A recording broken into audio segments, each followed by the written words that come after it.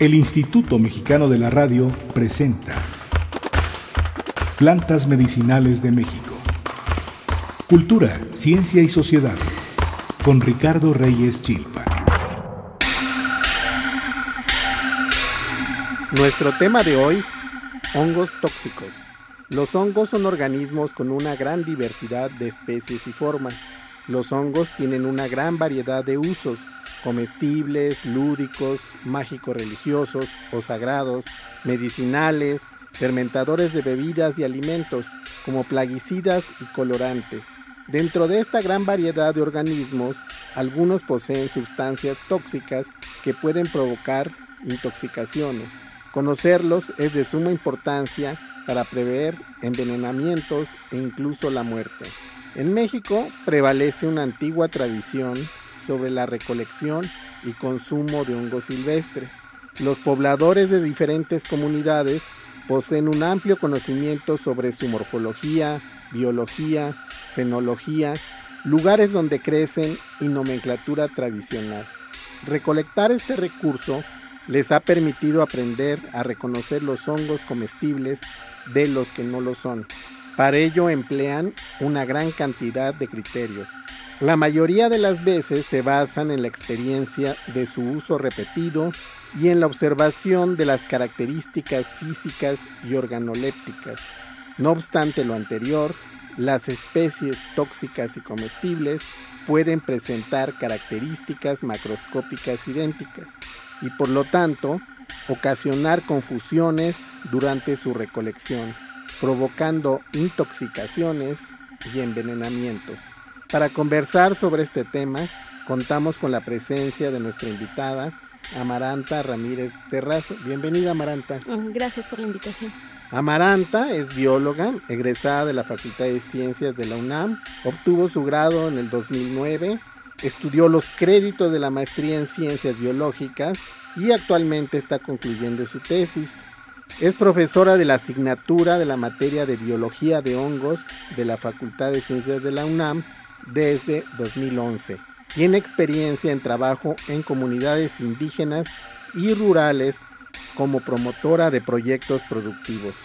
Su principal línea de investigación es acerca del uso y manejo tradicional de los recursos naturales en comunidades indígenas y rurales, específicamente aspectos etnomicológicos sobre la importancia cultural de los hongos tóxicos.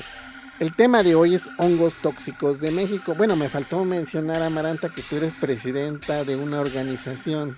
¿Qué organización es esta? Bueno, yo presido desde hace 2 años el Grupo Interdisciplinario para el Desarrollo de la Etnomicología en México. Este grupo tiene el objetivo de fortalecer los saberes locales y el conocimiento científico sobre los hongos y promover el consumo de las especies silvestres, así como también fortalecer la actividad de los recolectores tradicionales de los hongos. Muy bien, y bueno, tú eres una experta en hongos tóxicos. Información.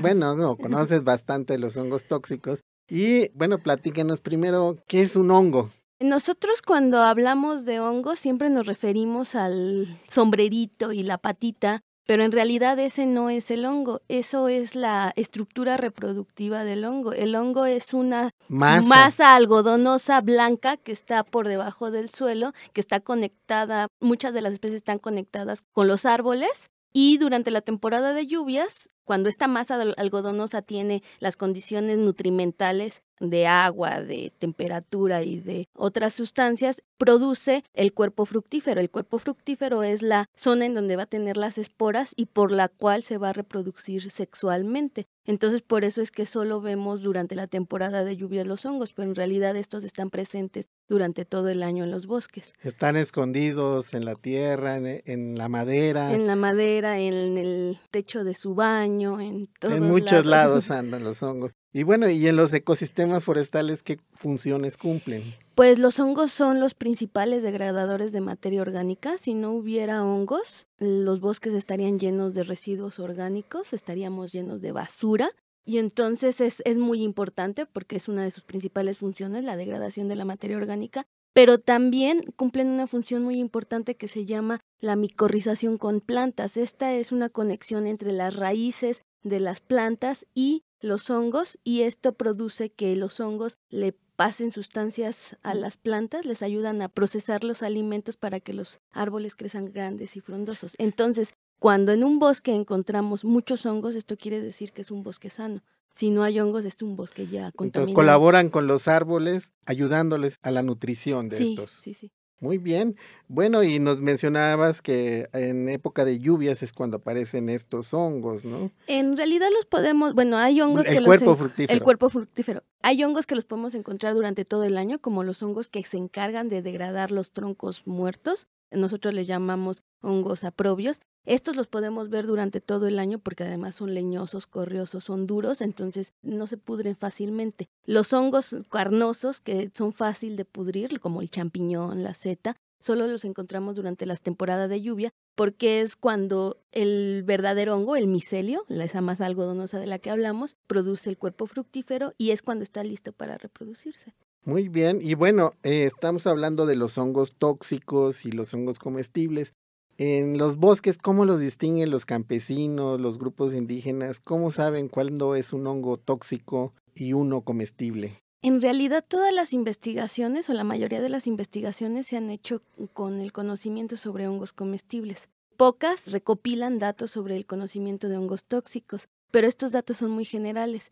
Tengo el orgullo de decir que mi trabajo de investigación de maestría es el primero que se focaliza para saber precisamente esto, cómo es que los pobladores reconocen los hongos tóxicos. Antes se planteaba que los hongos tóxicos se reconocían por 5 reglas. Una, el cambio del color al maltrato. Otra, el cambio del color del ajo al cocinarlo. Otra, la presencia de gusanos o ausencia de gusanos. Otra, el mal olor. Y otra, la apariencia desagradable. Con la investigación que yo he estado desarrollando me he dado cuenta que el conocimiento que tiene la gente para reconocer estos organismos es muy preciso y no nada más es conocimiento general. Cada especie tiene la forma de reconocimiento, ya sea por estructuras morfológicas, o sea, por su aspecto físico, o por cambio de color, o por el olor. Entonces no es una regla general. Dependiendo la especie o dependiendo el hongo del que se trate, es el criterio que utilizan los pobladores para identificarlos. Inclusive, por ejemplo, en las zonas tropicales, la gente considera que los hongos que crecen en la tierra son venenosos y que los que crecen en el tronco son los que se comen. Pero esto tiene que ver con un aspecto de cosmovisión, de leyendas de origen y de mitos de origen de las poblaciones. Entonces, no hay una regla general que los campesinos utilicen para reconocer los hongos, simplemente el conocimiento detallado y profundo sobre las especies.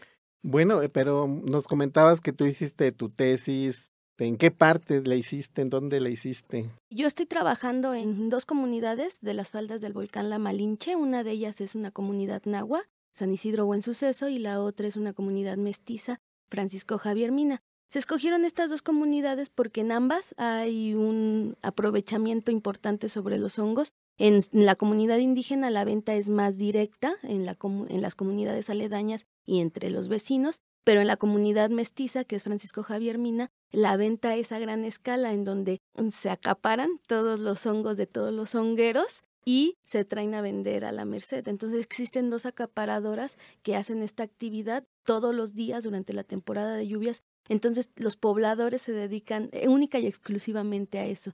Por eso es que nosotros decidimos estudiar los hongos tóxicos en estas comunidades, porque sabemos que son conocedores. Bueno, ¿y esta es una zona de bosque de pino encino o qué tipo de vegetación hay? En el volcán La Malinche es un volcán de los más viejos y de los más altos. La vegetación va cambiando conforme vas avanzando altitudinalmente. Empieza con pastizal, con zonas de cultivo. Después encontramos encino, después encontramos transición encino-pino, después pino, después transición pino-oyamel. Entonces, conforme vas avanzando altitudinalmente, vas encontrando un cambio de vegetación y este cambio de vegetación permite que los pobladores tengan una mayor diversidad de hongos. Inclusive ellos van a las zonas más altas del volcán a recolectar las especies más carismáticas. Por ejemplo, en San Isidro Buen Suceso, los bosques que les agradan más visitar son los bosques de oyamel, que son los más altos, porque ahí encuentran especies como Turbinellus flocosus, que es la pizza locorneta,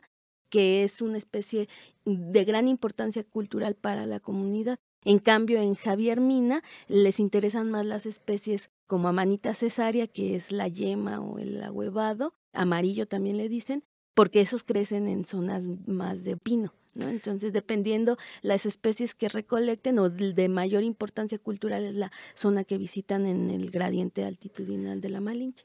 Y bueno, ahí encuentras también hongos tóxicos. Sí. ¿Y ahí qué hongos tóxicos encontraste? Todo el mundo le tiene mucho miedo a los hongos tóxicos, pero yo en los 4 años que llevo de campo no me he encontrado uno solo. En México solo hay 7 especies venenosas.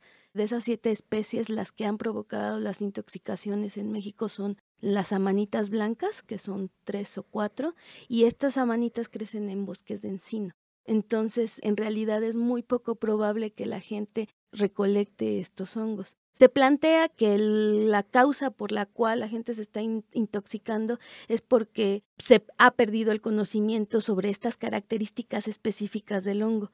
Y muchas veces los recolectan cuando está oscuro o lo recolectan niños, entonces es muy poco probable que estas recolecciones pasen. Lo que está pasando en Chiapas, por ejemplo, es que la gente migra y ellos eran recolectores antes de migrar, pero al migrar pierden el conocimiento, es como los idiomas, si no se practica se pierde. Entonces cuando regresan intentan retomar la actividad porque necesitan comer evidentemente y es cuando sucede la confusión y entonces cuando suceden los envenenamientos. Esta amanita... ¿Amanita? Sí, es como un champiñonzote. Es completamente blanco, el champiñón es un poco más... Bueno, el champiñón silvestre también puede ser muy grande, pero bueno, es más grande que el champiñón, es muy delgada, muy esbelta, completamente blanco, un blanco aperlado. A diferencia del champiñón, el champiñón tiene la parte de abajo, las láminas, color chocolate, bueno, de rosa a chocolate, y amanita la tiene completamente blanco. Además, otra cosa que caracteriza a las especies blancas de amanita es que tienen una faldita abajo del sombrerito, y esta faldita es, bueno, nosotros le llamamos velo, y también tienen una botita abajo del pie. Entonces, los hongos completamente blancos con faldita, botita, no deben consumirse. Entonces son pocos los hongos tóxicos. Vamos a un corte y continuamos. Plantas medicinales. Para mayor información puedes dirigirte a floramedica660@gmail.com. En Facebook, Plantas Medicinales de México 660 AM. Plantas Medicinales de México. En un momento regresamos.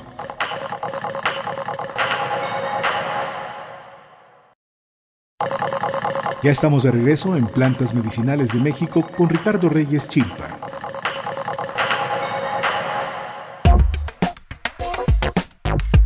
Ya estamos de regreso. Nuestro tema de hoy, hongos tóxicos, con la bióloga Amaranta Ramírez Terrazo. Bueno, Amaranta, nos vas a platicar sobre un trabajo que han publicado con mucho esfuerzo ustedes, por favor. Bueno, este es un libro que escribimos varios etnomicólogos y micólogos, inclusive escriben capítulos del libro los padres de la micología mexicana, como es el doctor Gastón Guzmán y el doctor Teófilo Herrera, y abarca todos los temas importantes de la etnomicología, como son bebidas fermentadas, hongos medicinales, hongos comestibles. Y este es un esfuerzo en conjunto que se realizó gracias a los editores Ángel Moreno Fuentes, el doctor Ángel Moreno Fuentes y el doctor Roberto Garibay Origel. Y bueno, todo de esto de lo que estamos hablando está en este libro. O sea que si quiere consultar el público, sí, todos estos temas. Sí. Y bueno, este libro lo hicieron con su propio esfuerzo, poniendo dinero. Este libro, bueno, nosotros, el GIDEM y todos los colaboradores que participamos somos organizaciones sin fines de lucro. Entonces, nuestra única finalidad es promover el conocimiento sobre los hongos. Esta es una recopilación histórica sobre todo lo que se sabe sobre los saberes locales de los hongos en México. Entonces es sin fines de lucro, el precio solo es para recuperar la impresión y lo pueden adquirir vía Facebook o vía correo electrónico consultándonos. El Facebook es GIDEM Etnomicología, GIDEM Etnomicología, o al correo gidem@gmail.com.mx, o ya sea en el Instituto de Biología en el laboratorio C103 con el doctor Roberto Garibay Origel. Es una obra muy importante para los saberes locales sobre los hongos. Bueno, y continuando con los hongos tóxicos, ¿Cuántos casos de envenenamientos ocurren en México? ¿Cuántos son fatales? Lamentablemente no se tiene una cifra exacta debido a que una intoxicación por hongos tóxicos es muy complicada y los primeros síntomas se pueden confundir con un problema gastrointestinal común.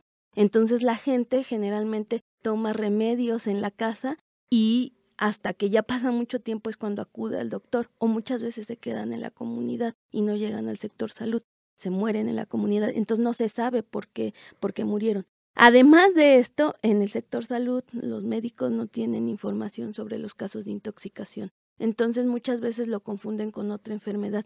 Se hizo, como parte de mi trabajo de investigación de la maestría, se hizo una revisión hemerográfica. Intentamos entrar a los archivos de la Secretaría de Salud, donde nos dieran los datos duros de las intoxicaciones, pero lamentablemente no se puede porque es información secreta. Se pidió vía IFAI y tampoco no la dieron. Entonces lo que hicimos para compensar esta falta fue una revisión hemerográfica en periódicos amarillistas, en el cual hacen mucho alarde sobre las intoxicaciones. Pero en realidad, en los últimos 7 años, se obtuvieron 31 noticias de los principales diarios de los estados de la República. De estas 31 noticias corresponden a 7 estados diferentes y en realidad hay pocos casos de envenenamiento.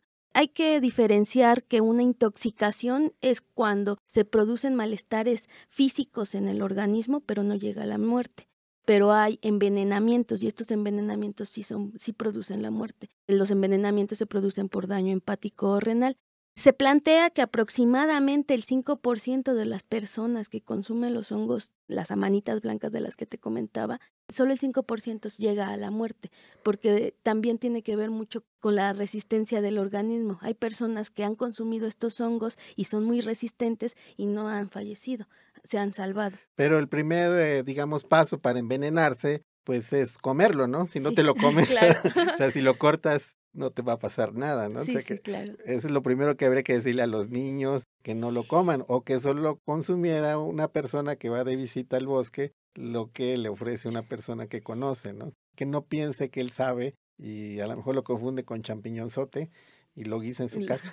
Nosotros estamos colaborando con la Secretaría de Salud de Chiapas. Afortunadamente, en este gobierno del estado de Chiapas, el que está a cargo de las intoxicaciones es un biólogo. Entonces tiene claro que para poder atacar el problema necesita investigación y entonces contactó a un grupo de micólogos, entre ellos nosotros, para trabajar con estas intoxicaciones. Entonces lo que nosotros decimos y lo que estamos tratando de promover es el consumo informado. No es decir, dejen de consumir los hongos, porque además esa es la estrategia que ha utilizado el Estado para evitar las intoxicaciones, prohibir el consumo de los hongos. Entonces nosotros lo que decimos no, es más bien fortalecer los saberes locales, promoverlos y a partir de la información entonces hacer un consumo informado. Y pues evidentemente si no saben y nunca en su vida han recolectado hongos, pues no se recomienda no recolectarlos y no consumir hongos que no conozcan. Lo que nosotros decimos es vayan a los mercados tradicionales. En México existe una gran tradición por el consumo de hongos silvestres y además hay personas especializadas que se han dedicado toda su vida y que además el conocimiento se les ha heredado generación tras generación, que se dedican a recolectar estos organismos y después venderlos en los mercados. Entonces, se recomienda que vayan a los mercados, en el mercado de Xochimilco, en el mercado de Coyoacán, en el mercado de San Ángel, en la Merced, en Jamaica. Venden estas especies. En la Malinche. En la Malinche también, en las comunidades cercanas a la Malinche, al Popocatépetl, en el Ajusco también las venden. Entonces, se recomienda que sí consuman hongos silvestres porque además son alimentos funcionales, ayudan a curar el cuerpo y el alma. Prevenir enfermedades. Ayudan a curar el cuerpo y el alma. Entonces, se recomienda que consuman hongos, pero que sea un consumo informado, no un consumo voy a recoger todo lo que me encuentre y me voy a comer todo lo que me encuentre. Entonces, parece que se ha exagerado un poco esta noticia de las intoxicaciones por hongos. Sí, ¿en tu opinión? En mi opinión, claro que se ha exagerado y se ha hecho así, como una nota roja en la cual plantean que hay un gran número de intoxicados. En realidad, no. En México creo que mueren más personas por hambre y por narcotráfico y por desapariciones del Estado que por un consumo de hongos silvestres. Bueno, por eso es importante que jóvenes biólogos, científicos como ustedes le pongan ganas a promover todo este tipo de cuestiones, ¿no? junto con la ayuda de grandes maestros, como ya nos mencionaste, doctor Gastón Guzmán, Teófilo Herrera. Pero volviendo al tema, ¿cuántas especies de hongos tóxicos hay en México? Un hongo tóxico puede provocar desde un malestar estomacal hasta la Ajá. muerte. Son diferentes tipos de intoxicaciones. La revisión bibliográfica comprobó que existen 100 especies de hongos tóxicos, incluyendo los alucinógenos, porque dentro del punto de vista científico, los hongos alucinógenos también provocan una alteración al cuerpo humano, entonces es un tipo de intoxicación. Pero dentro de estas 100 especies, solo 7, de 7 a 9 son mortales. Mas, sin embargo, no podemos decir una cifra exacta sobre los hongos tóxicos que existen en México porque falta mucha investigación. Hay muchas especies que no se han descubierto, hay muchas especies que se cree que tienen contenidos de toxinas, pero no se sabe cuáles toxinas son ni qué es lo que provocan. Entonces, ese es el aproximado, son 100 especies, 7 mortales, pero no es una cifra estática. Conforme vaya avanzando la investigación sobre los hongos tóxicos, se sabrá una cifra un poco más precisa. Por eso es importante investigar los hongos tóxicos. Y bueno, y con relación a los hongos comestibles, ¿tendríamos alguna cifra aproximada? También en cuanto a los hongos macroscópicos, eso es decir, los que puede ver la gente, ¿no? No los microscópicos, porque son millones, ¿no? Sí, de hecho, la investigación sobre hongos tóxicos es más avanzada, entonces se tiene una cifra de alrededor de 400 especies de hongos comestibles en todo México. En el libro que les comenté, ahí vienen todas las especies de hongos comestibles. Entonces, en comparación, son 400 especies de hongos comestibles. En comparación con las de hongos tóxicos, solo son 100. Y cabe resaltar que los hongos tóxicos no se han estudiado profundamente, falta mucha investigación sobre ellos. Los hongos ofrecen mayores beneficios que el daño que nos pueden producir. Y están, digamos, desde el punto de vista científico, agrupados en algún taxón, como dicen los biólogos, en algún género, o hay mucha diversidad. Pues hay diferentes clasificaciones de los hongos tóxicos. Las principales se basan más bien por los síntomas que producen, pero no son un género específico. Hay diferentes géneros que provocan intoxicaciones. Hay 9 síndromes, 9 tipos de intoxicaciones y no están relacionados con un género específico. Hay diversos géneros. Por ejemplo, ¿nos puedes decir algunos? Sí, por ejemplo, los que provocan el daño, la destrucción celular, hepática, renal y la muerte son amanita, galerina y lepiota y giromitra. Que giromitra cabe resaltar que es una especie bien particular porque está reportada como tóxica, pero en el conocimiento tradicional se ha reportado que se la comen. Entonces lo que se ha comprobado, o lo que se ha visto, es que las toxinas son termolábiles. Entonces cuando se cocina es cuando se pierde la toxina y entonces se puede consumir. Y entonces giromitra es venenosa cuando se consume cruda, pero cuando se cocina es completamente comestible. Pues hasta los frijoles, si no se cocina, Exacto. Pueden causar bastantes daños. Hay otro tipo de intoxicación como el que provoca los hongos del género Coprinus, que es la coprina, que es la sustancia tóxica que contienen. Al ser combinada con el alcohol, satura el hígado y al saturar el hígado ya no la puede procesar, entonces es cuando provoca la intoxicación y entonces tiene hasta 72 horas de latencia. O sea, si usted toma alcohol a 72 horas antes o 72 horas después de consumir el hongo, se va a intoxicar. Este fenómeno es muy importante porque esto pasaba en la Marquesa, pasó mucho en la Marquesa, en donde daban quesadillas de Coprinus y entonces los chavos iban tomando y cuando veían estaban produciendo una intoxicación. Entonces, de hecho, en la Marquesa ya no venden hongos silvestres debido a estas intoxicaciones, pero no es que no sepan reconocer un hongo silvestre que se come, simplemente es una mala combinación que es con el alcohol. El tema es muy amplio, pero desafortunadamente tenemos que terminar. No sé si quieras agregar algo. Bueno, pues que visiten nuestra página del Facebook, HIDEM Etnomicología.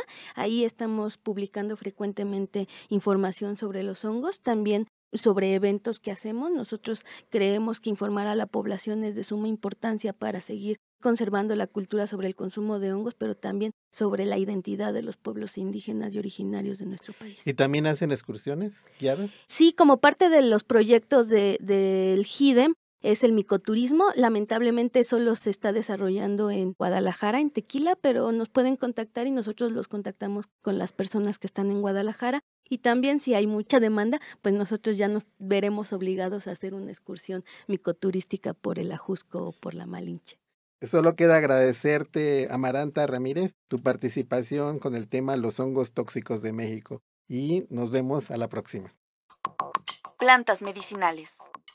Para mayor información puedes dirigirte a floramedica660@gmail.com. En Facebook, Plantas Medicinales de México 660 AM. El Instituto Mexicano de la Radio presentó Plantas Medicinales de México.